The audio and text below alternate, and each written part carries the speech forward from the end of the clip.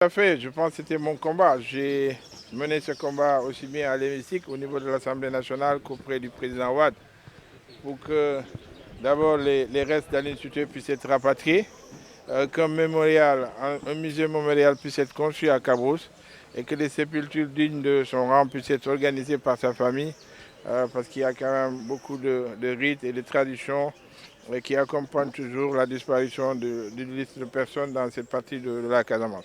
Donc c'est un combat que nous devons mener, que toutes les générations de Sénégalais et des Casamanciens devront mener. Nous sommes en train de nous constituer en collectif pour essayer de faire de telle sorte que la sensibilisation, elle a déjà été faite auprès des autorités pour le rapatriement des restes à l'institué. De même que les restes du roi Sihalébé, dont les restes sont exposés au niveau du musée Grévin à Paris. Donc ça aussi, ça a été un combat du président Ouad. Le président Macron a fait des ouvertures récemment pour que toutes ces œuvres historiques, tous ceux qui ont symbolisé l'histoire de l'Afrique puissent être restitués.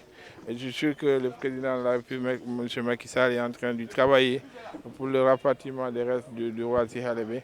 Mais aussi, nous allons continuer le plaidoyer, continuer à parler pour que enfin Aline Sitoé puisse être rapatrié à Cabrousse, enterré parmi les siens et qu'une cérémonie digne de son rang puisse être organisée.